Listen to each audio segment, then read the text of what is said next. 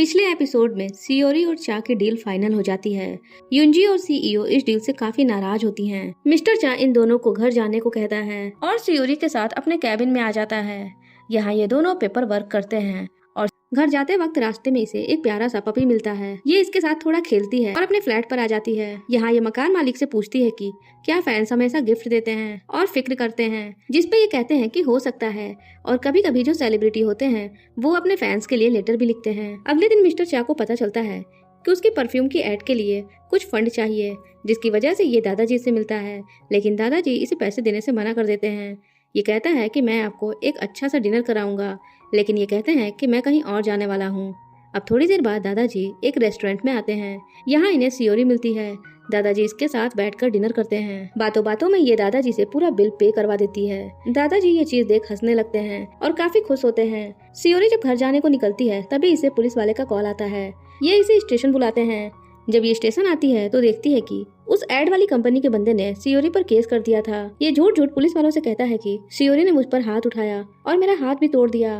अब तक ये खबर मिस्टर चा के पास भी पहुंच चुकी थी। ये जल्दी से यहाँ पहुँचते हैं और उल्टा इसी बंदे पर केस करने की बात कहते हैं। इस बात पर यह बंदा डर जाता है और हार मानकर सियोरी पर केस नहीं करता है। जब ये दोनों यहाँ से बाहर निकलते हैं तो सियोरी मिस्टर चा से कहती है कि तुम्हें मेरी चिंता हो रही थी तभी तुम यहाँ आए। मुझे लगता है कि तुम मेरे बड़े वाले फैन हो। मिस्टर चा कहता है कि ऐसा कुछ नहीं है। अब सियोरी खुश होकर पिछले रात मिले पपी को मिस्टर चा को गिफ्ट कर देती है और ये इससे इसका ख्याल रखने को कहती है। अब यहाँ से सीन मिस्टर चोई पर शिफ्ट होता है, जहाँ हम देखते हैं कि इसके पास पुलिस स्टेशन वाला बंदा था। ये इसे सारी चीजें बता रहा होता है। अब यहाँ मिस्टर चोई ये कंफर्म करना चाहते थे कि मिस्टर चा और सियोरी का कुछ तो चल रहा है। इधर रास्ते में मिस्टर चा सियोरी से बताता है कि मेरा जो भाई है वो कहता कुछ और है और करता कुछ और है। अब यहाँ से सीन कट होता है और हम पास्ट में जाते हैं, जहाँ हम मैजिस्ट्री को देखते हैं जो कि एक बर्ड पर निशाना लगाकर उसे मार देता है। ये चीज सियोरी देख रही होती है तो ये बाकी लड़कियों से कहती है कि लगता है राजा के पास दिल ही नहीं है, आखिर वो ऐसा कैसे कर सकते हैं। तभी बगल की एक लड़की इससे बताती है कि राजा को अपने आसपास जो भी जानवर मिलता है वो उसे मार देते हैं। कुछ देर बाद दानशिम अपने एक पालतू कुत्ते को भगाने लगती है, क्योंकि अगर मैजिस्ट्री की नजर इस पे गई तो वो इसे भी मार देगा। काफी ट्राई करने पर ये डॉग यहाँ से चला जाता है। अब सीन प्रेजेंट में शिफ्ट होता है, जहाँ सियोरी को जो पपी मिला था ये इसे मिस्टर चा को दे देती है और कहती है कि मेरे घर में विंडो नहीं है तो तुम इसे अपने घर ले जाओ और इसका ख्याल रखना। लेकिन यहाँ मिस्टर चा को डॉग से एलर्जी होती है। ये सियोरी से कुछ कहता उससे पहले ही सियोरी अपने घर चली जाती है। अब मिस्टर चा भी पपी को लेकर घर आते हैं और इसे दूसरे रूम में रखकर मिस्टर हान को बुलाते हैं और पपी को उन्हें रखने को दे देते हैं। लेकिन ये पपी रखने से मना कर देता है क्योंकि इसने पहले से ही कैट पाल रखी थी।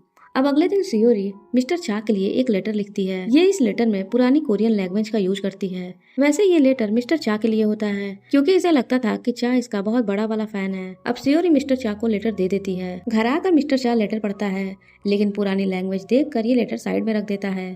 थोड़ी देर बाद इसका दिल नहीं मानता तो ये इस लेटर को ट्रांसलेट करता है। लेटर पढ़ने के बाद ये कहता है कि अगर कोई दूसरा इस लेटर को पढ़ता तो उसे लगता कि ये कोई लव लेटर है। तभी लेटर के अंदर से दो और पेपर निकलते हैं। पहला जो पेपर था उसमें एक लड़की और एक डॉग था और दूसरी जो ड्राइंग थी उसमें मिस्टर चा होते हैं। वहीं पे सियोरी ने लिखा था कि माई अमेजिंग फैन, लेकिन मिस्टर चा इसे माई मैन पढ़ लेता है और तभी इसके दिल के तार बजने लगते हैं। दूसरी तरफ सियोरी पपी के लिए घर बना रही होती है, तभी इसे इसकी दादी का पार्सल मिलता है। उन्होंने इसके लिए कुछ सामान भेजा था। अगले सीन में मिस्टर चा हान से कहता है कि पपी के लिए एक नया ओनर खोज दो ताकि कोई इसे सही से रख सके, जिसमें हान कहता है कि मैंने ये काम पहले ही कर दिया है। थोड़ी देर में ही मिस्टर चा अपने दादाजी के पास जाता है। यहाँ पर मिस्टर चोई भी होता है।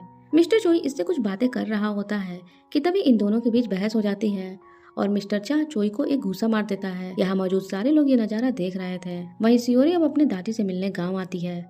इसकी दादी इसे नाश्ता कराती है। तभी सियोरी अपने बचपन के बारे में दादी से पूछती है। दादी इसे कुछ बताती कि तभी यहाँ कुछ गुंडे आ जाते हैं और अब सीन मिस्टर चा पे शिफ्ट होता है, जो अपने दादाजी के साथ होता है। दादाजी एक रेस्टोरेंट को देखकर इससे कहते हैं कि हम उस जगह पर एक बिल्डिंग बनाने वाले हैं, लेकिन रेस्टोरेंट की ओनर उसे बेचना नहीं चाह रही है। जब चा रेस्टोरेंट के नाम को देखता है तो ये थोड़ा सा हैरान रह जाता है क्योंकि इसका नाम सियोरी रेस्टोरेंट होता है। ये सोचता है कि अब तो मुझे उस लड़की का नाम भी हर तरफ दिखाई दे रहा है और ये इसे इग्नोर कर देता है। अब इधर जो गुंडे थे वो मिस्टर चोई ने भेजे थे ताकि सियोरी की दादी रेस्टोरेंट बेच दे। ये लोग दादी को परेशान करने लगते हैं। तभी सियोरी एक एक को खूब कूटती है। इसी बीच पीछे से एक बंदा सियोरी पर अटैक करता है कि तभी पीछे से मिस्टर चा सियोरी को उससे बचा लेते हैं। थोड़ी देर में ही यहाँ पुलिस भी आ जाती है। सियोरी मिस्टर चा से थैंक्स बोलती है ये अपने पपी के बारे में इससे पूछती है, जिस पे ये बताता है कि उसे एक नया ओनर मिल गया है। अब इस बात पर सियोरी को गुस्सा नहीं आता, बल्कि ये तो खुशी खुशी मिस्टर चा को फिर से थैंक्स बोलती है। तभी यहाँ दादाजी आते हैं। ये सियोरी को पहचान जाते हैं। ये मिस्टर चा से पूछते हैं कि आखिर तुम इसे कैसे जानते हो। अब चा डरते हुए दादाजी से कहता है कि मुझे बस इस पे तरस आ जाता है तो मैं इससे बोल लेता हूँ। ये बात सुनते ही सियोरी के तो तोते उड़ चुके थे। अब रात में दादी और सियोरी सामान सही कर रही होती हैं कि तभी मिस्टर चोई यहाँ आता है। ये सियोरी से कहता है कि अगर तुम मेरे भाई को डेट कर रही हो तो करती रहो, ये अच्छी बात है। चोई तो इससे बातें करने में लगा था, लेकिन सियोरी इसे देखकर सोचती है कि ये तो बिल्कुल मैजिस्ट्री जैसा है। और यहीं से सीन कट होकर पास्ट में जाता है, जहाँ मैजिस्ट्री सियोरी से कह रहा था कि तुम मेरे भाई को अपने प्यार के जाल में फंसा लो। तभी सीन प्रेजेंट में आता है। अब सियोरी मिस्टर चोई की बातें सुनने के बाद अपने घर आ जाती है। ये छत पर आती है जहाँ ये पपी का घर बना रही थी। गुस्से में ये इसे तोड़ने लगती है, जिस वजह से इसके हाथ में चोट लग जाती है। तभी पीछे से मिस्टर चा यहाँ आते हैं। मिस्टर चा को देखकर सियोरी उदास मन से इसे कहती है कि मुझे लगता था कि तुम मेरे बड़े वाले फैन हो, लेकिन अब मुझे ऐसा नहीं लगता। चा इससे कहता है कि मुझे नहीं पता कि तुम मेरे बारे में क्या सोचती हो। उस टाइम जो मेरे दिमाग में आया मैंने बोल दिया।